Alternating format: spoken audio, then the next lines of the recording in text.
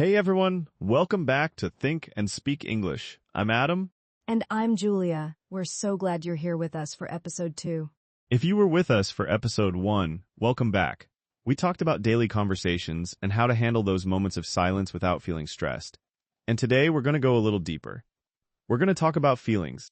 Yes, today's topic is expressing feelings naturally, and I think this is one of the most important things you can learn in English because feelings are at the center of everything we do. Every conversation, every relationship, every moment of connection involves some kind of feeling.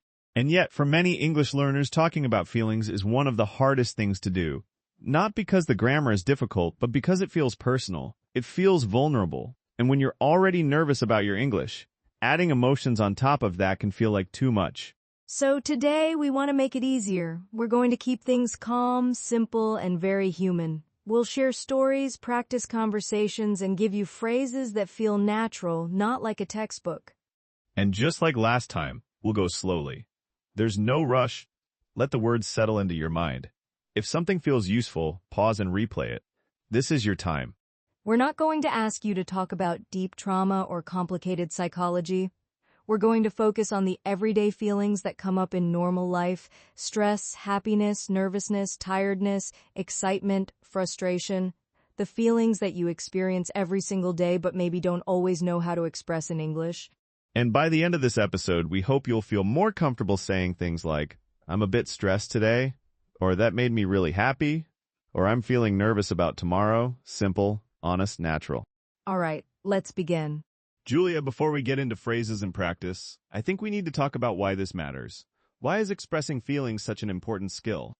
That's a great question, and I think the answer is surprisingly simple. When you can express your feelings, people understand you better. Not just your words, but you as a person. And when people understand you, conversations become warmer, relationships become deeper, and life in English feels less lonely. I think that's really true. When someone tells me, "I'm feeling a bit overwhelmed today," I immediately feel closer to them because they're being real with me. They're not hiding behind polite, empty phrases. They're letting me see how they actually feel. And the opposite is also true. When someone never expresses their feelings, when they always say, "I'm fine," even when they're clearly not fine, it creates distance. You feel like you don't really know that person. So, expressing feelings is not just about language. It's about connection. It's about letting other people in. And here's another reason it matters. When you can name your feelings, you handle them better. There's actually research on this. When you say, "I feel anxious," your brain starts to calm down a little because you've identified what's happening. It's no longer a vague, scary feeling. It's something you can name and talk about. That's fascinating. So expressing feelings helps you manage them. Exactly. And in English, having the words to express your feelings means you can participate more fully in conversations, in friendships, in work relationships. You're not just a person who talks about facts and tasks. You're a complete human being who can share what's going on inside.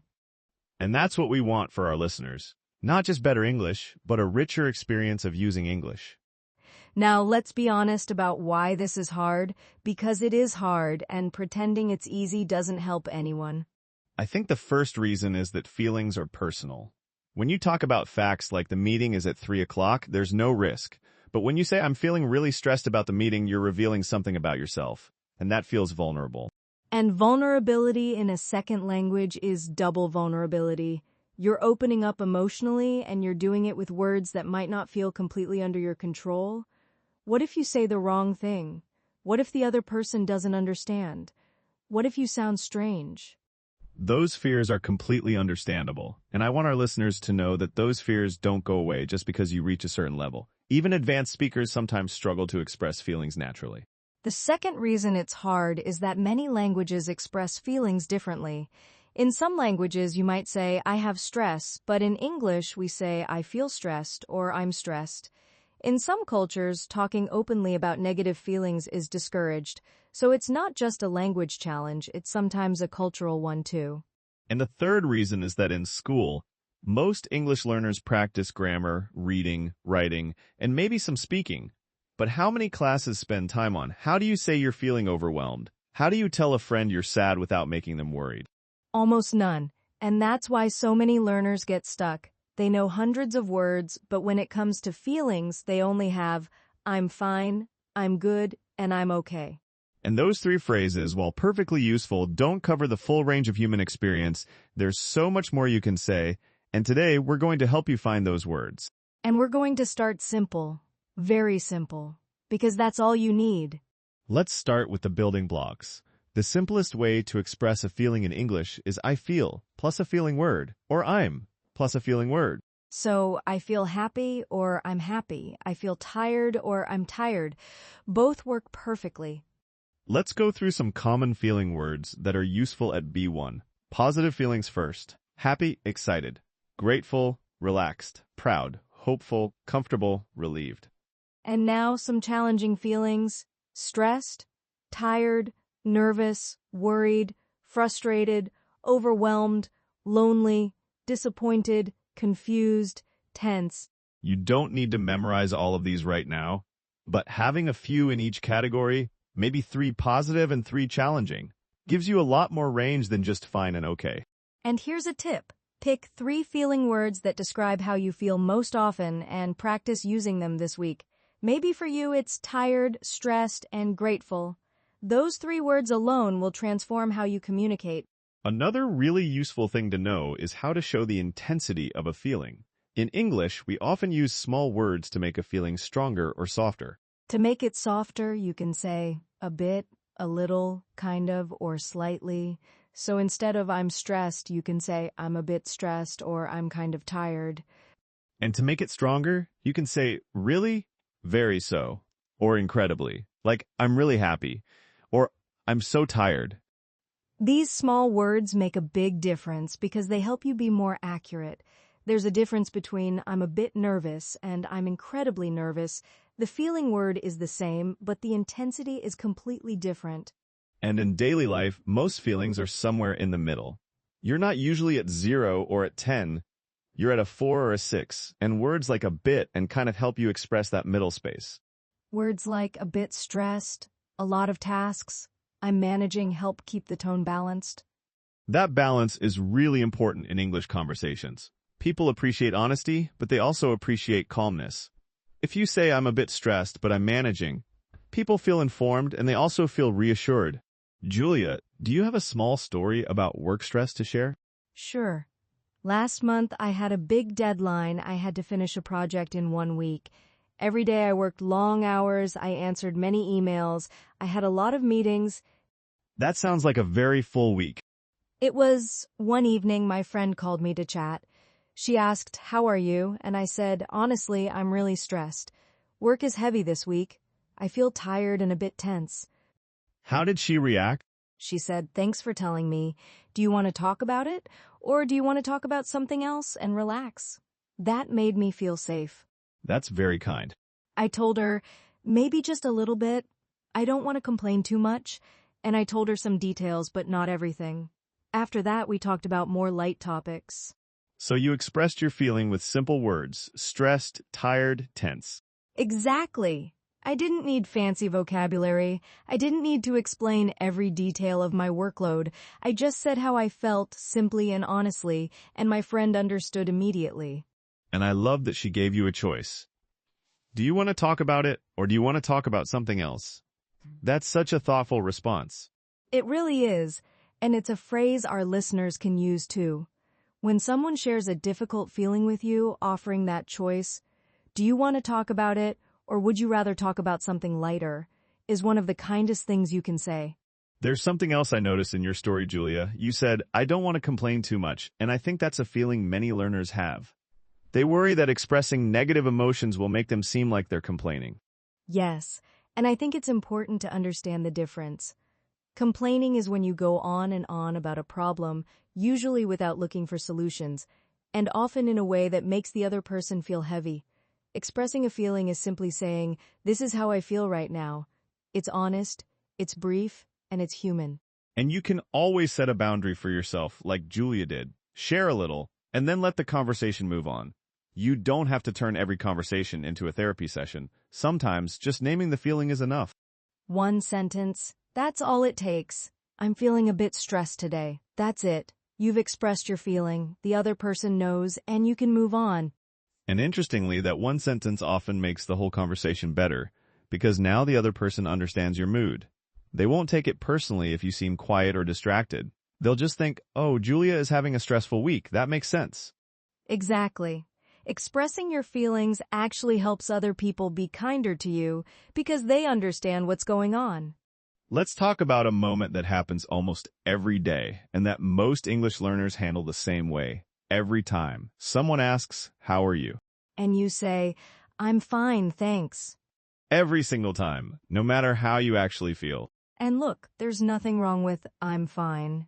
It's polite, it's appropriate, and sometimes you genuinely are fine. But if you always say the same thing, you miss an opportunity to practice expressing yourself and to have a more real conversation.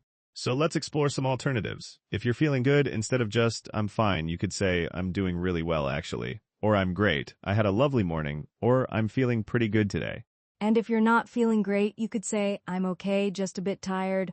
Or, honestly, I'm a little stressed this week, but I'm managing. Or, I've had better days, but I'm all right. Notice that all of these are still short and simple.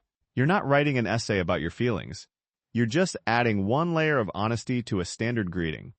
And in most situations, the other person will appreciate it.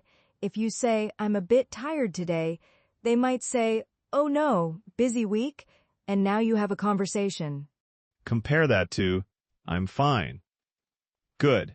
And then silence. So the next time someone asks, how are you? Try answering with how you actually feel, even if it's small, even if it's just, I'm good, a little cold but good. It makes the moment more human.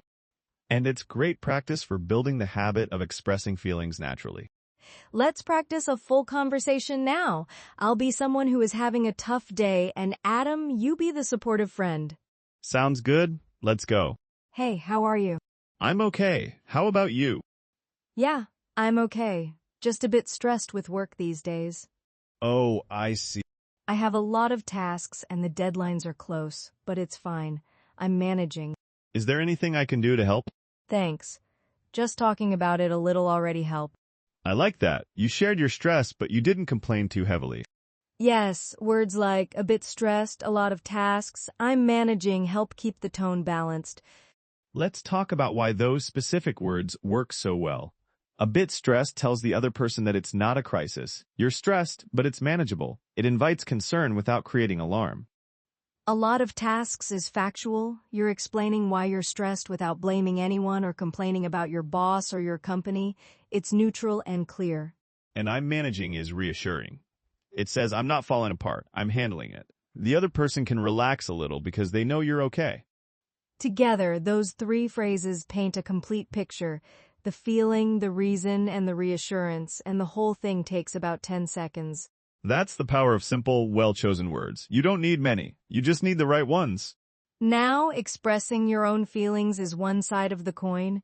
The other side is reacting to someone else's feelings, and this is just as important.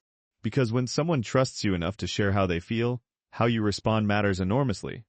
A good response makes them feel heard and safe. A bad response makes them wish they hadn't said anything.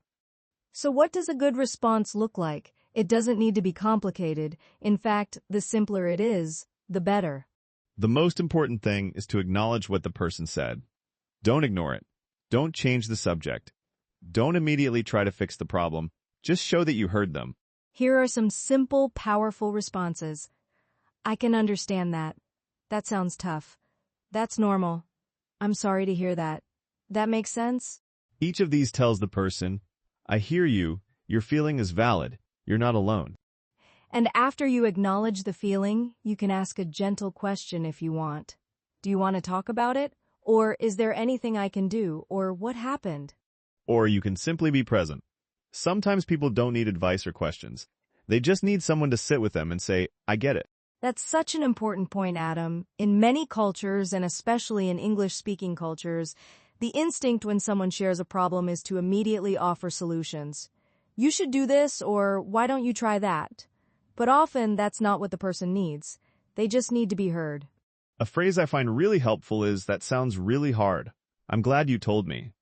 It acknowledges the difficulty, and it also thanks them for trusting you. It makes the person feel like sharing was the right choice. And if you're not sure what to say, if someone shares a feeling and your mind goes blank, just say, I'm sorry, that must be really difficult. You cannot go wrong with that response. It's short, it's warm, and it works in almost every situation. Now, reacting to someone else's feelings. You be the one sharing. Okay, let's try it.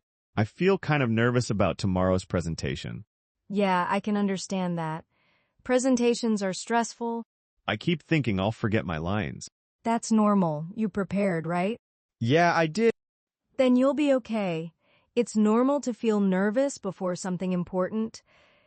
Thanks. That makes me feel a bit better. Here, I used simple responses. I can understand that. That's normal. You'll be okay. Those phrases are very supportive. And notice that I didn't try to fix the problem. I didn't say you should practice more or don't be nervous, that's silly. I just validated the feeling and offered some reassurance. That distinction is so important. Validation first, solutions second, and sometimes validation is all you need. Let me also point out the phrase, I keep thinking I'll forget my lines.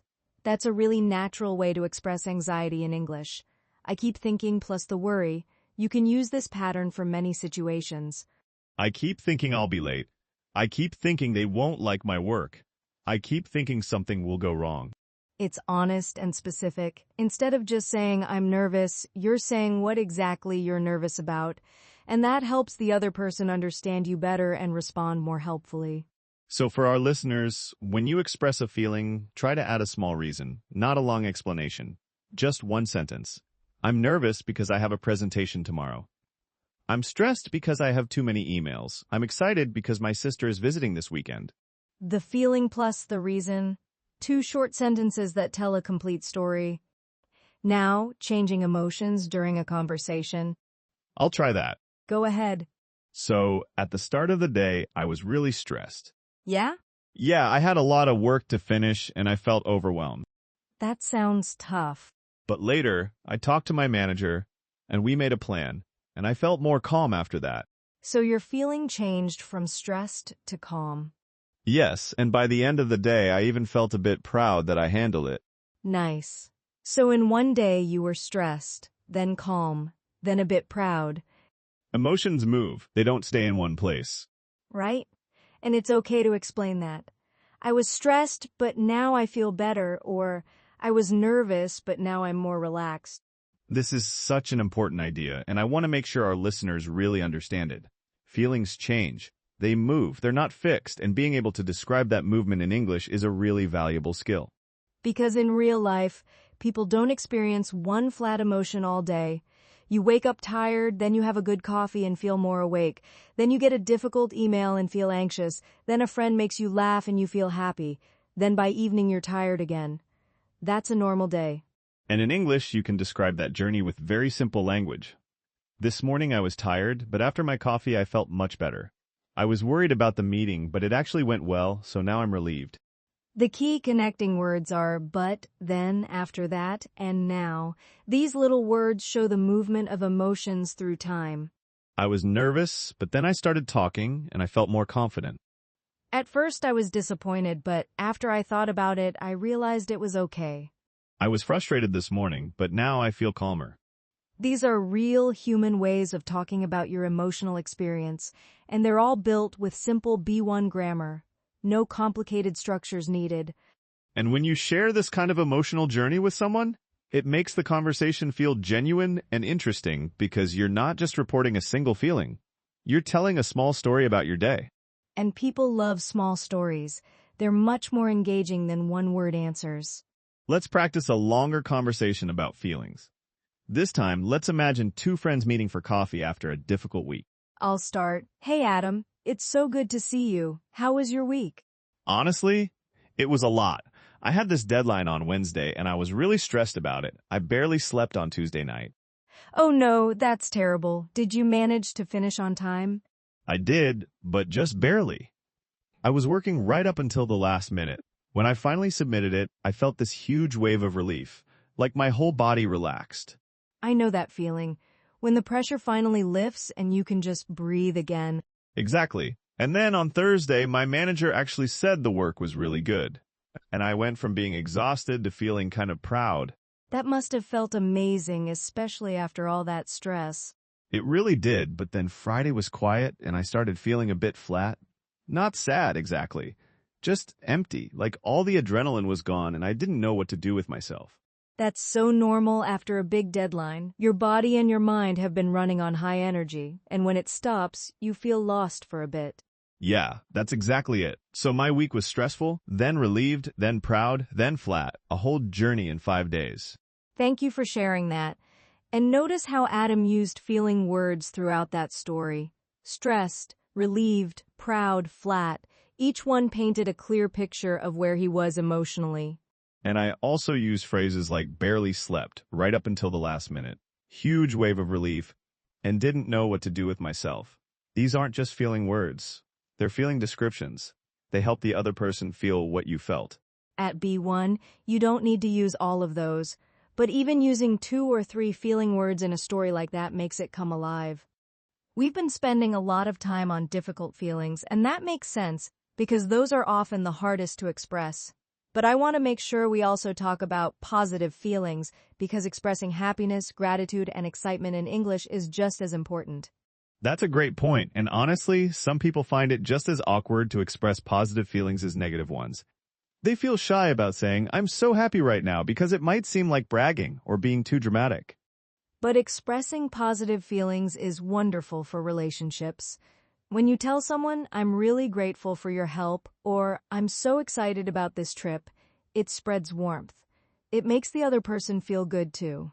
So let's go through some natural ways to express positive feelings. The simplest is, I'm really happy about. I'm really happy about the new project. I'm really happy about how the dinner turned out. Another one is, I feel so grateful for your support. I feel so grateful for this team. I'm excited about the holiday. I'm excited about starting the new job. That made my day. This is a lovely phrase for when something small and unexpected makes you happy. My colleague brought me coffee this morning. It totally made my day. I feel really lucky. This one is nice for expressing appreciation for your situation. I feel really lucky to have such good friends. And a very simple one that works everywhere. That means a lot to me. When someone does something kind or says something supportive, you can say, "Thank you, that really means a lot to me." It's warm, genuine, and always appropriate. I want our listeners to try expressing a positive feeling today. Not tomorrow, today. Tell someone I'm really grateful for, and fill in the blank. It could be your friend, your family member, your colleague, or even yourself. That's a wonderful challenge, Adam. Gratitude is one of the easiest positive feelings to practice, and it has an incredible impact on how you feel and how others feel around you. Let's do a quick scenario about sharing good news and positive feelings. I'll start. Hey, Adam, guess what? What happened? I got the promotion they told me this morning. Oh, that's amazing. I'm so happy for you. You really deserved it. Thank you. I'm honestly a bit surprised, but also really excited. I've been working toward this for a long time. How do you feel? I feel relieved, mostly, and proud, and a little nervous about the new responsibilities, but mostly just really, really happy. I love that you described multiple feelings. Relieved, proud, nervous, and happy. That's very real. Because that's how it actually feels, right? Big moments in life don't come with just one emotion, they come with a whole mix. And being able to name that mix is a very natural, very human way of communicating. And notice how I responded. I'm so happy for you. That's a key phrase for responding to someone's good news. Not just nice or congratulations, but I'm so happy for you. It shows that their joy matters to you.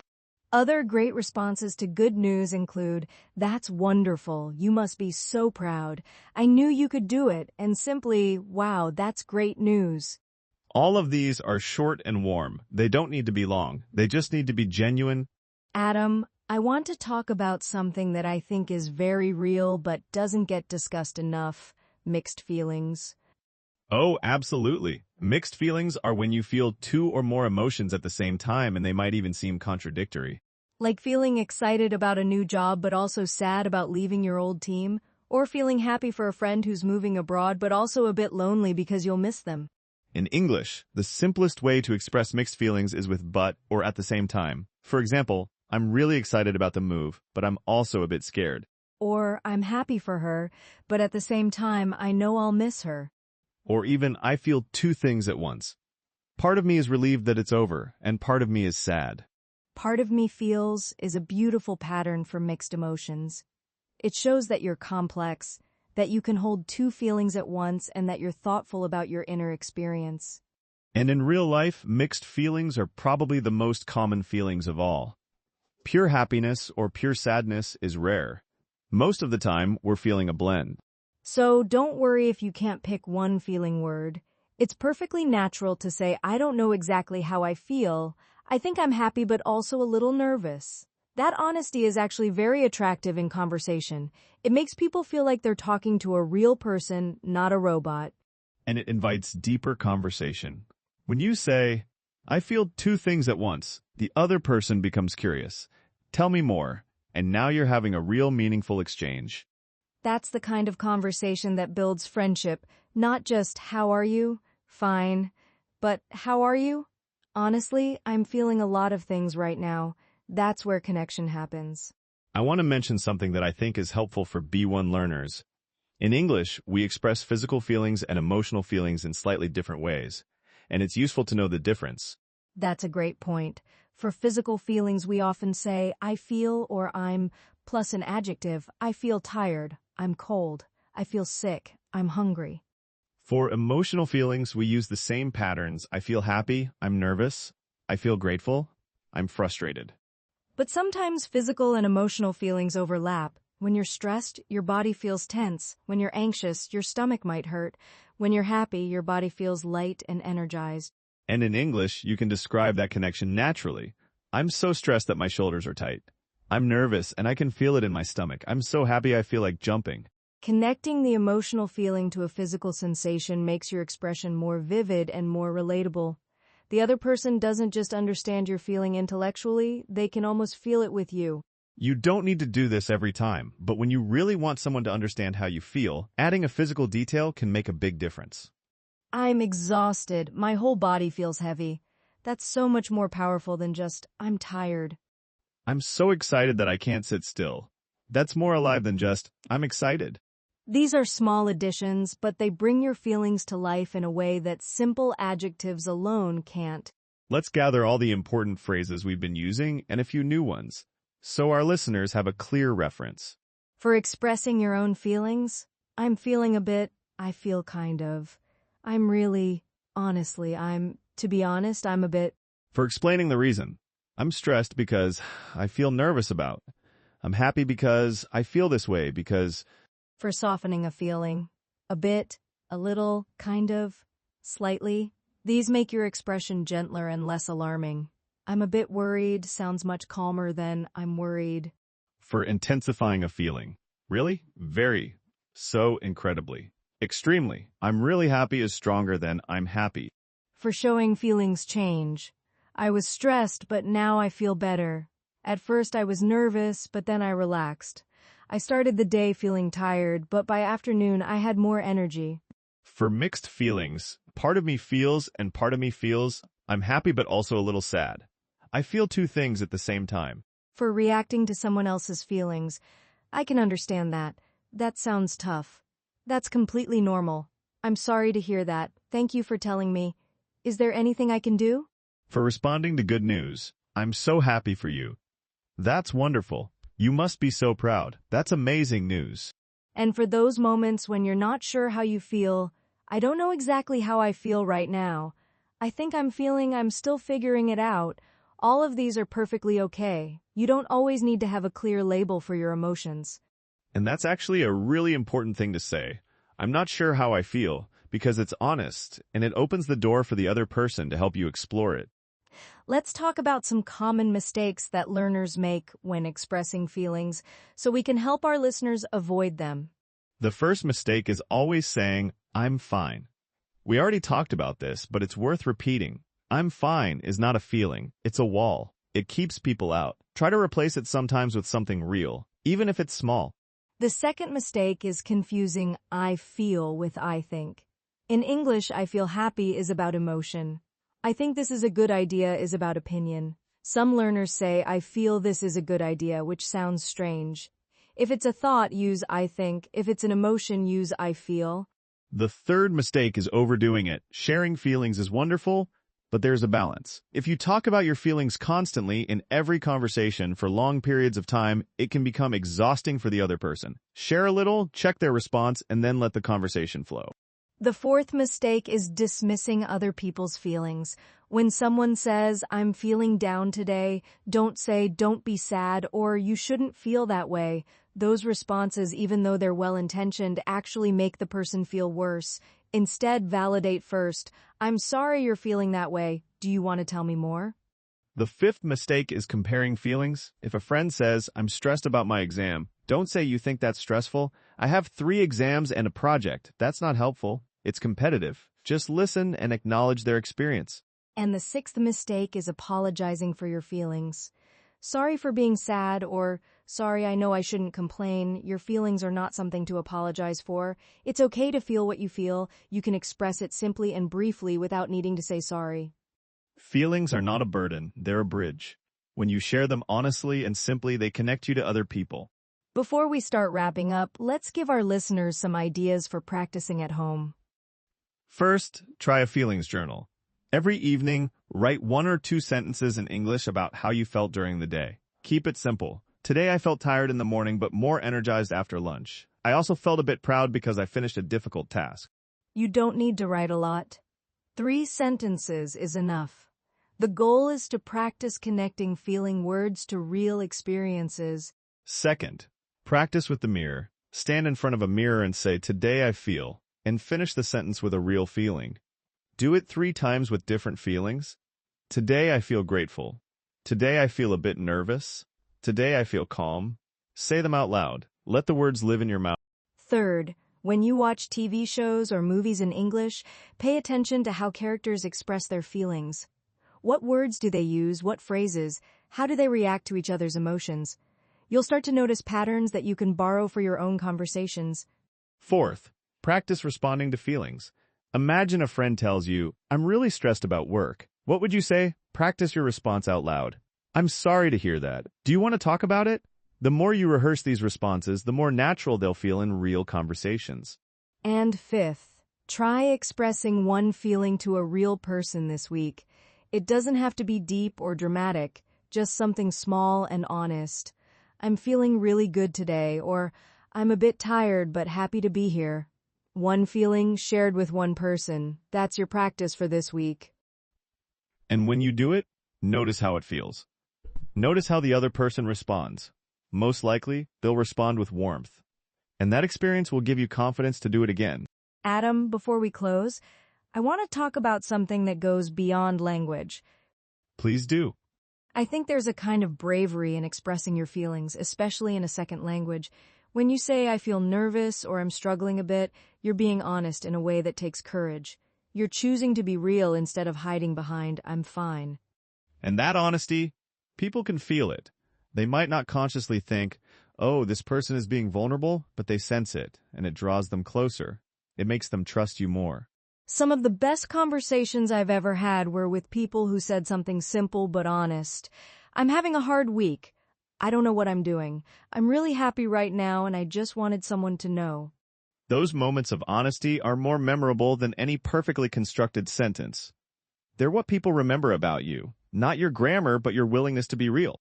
So as you practice expressing feelings in English, remember that you're not just building a skill, you're building trust, you're building connections, you're building a version of yourself in English that is real and warm and human. And that version of you is the one that people will want to spend time with, not because your English is perfect, but because your heart is open. I think that might be the most important thing we've said in this whole episode. I think so too. Let's take a moment to look back at everything we covered today. We started by talking about why expressing feelings matters, because it builds connection, helps you manage your emotions, and makes your conversations richer and more human. We discussed why it's difficult in a second language, the vulnerability, the cultural differences, and the gap in how most English is taught. We learned simple feeling words for both positive and challenging emotions, and we practiced softening and intensifying them with words like a bit, kind of, really, and so. We shared a personal story about work stress and saw how 3 simple phrases, a bit stressed, a lot of tasks, and I'm managing can express a whole situation clearly and calmly. We explored different ways to answer, "How are you?" beyond just, "I'm fine." We practiced reacting to someone else's feelings with phrases like, I can understand that, that's normal, and you'll be okay.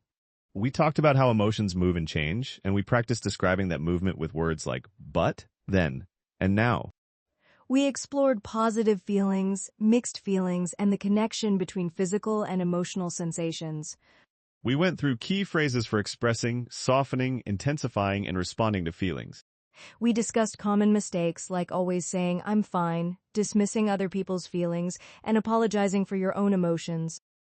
And we shared ideas for practicing at home, including a feelings journal, mirror practice, and the challenge of expressing one real feeling to one real person this week. That's a lot of ground for one episode, and you don't need to remember all of it. Just pick one thing that resonated with you and carry it into your week. Maybe it's a new feeling word. Maybe it's a response phrase. Maybe it's just the idea that it's okay to say how you really feel. Whatever it is, let it be yours. Let it become part of how you speak English. Thank you so much for being here today. This was episode 2 of Think and Speak English, and we're so grateful that you chose to spend this time with us. Thank you for listening, for imagining yourself in these conversations, and for being brave enough to think about your own feelings in a new language.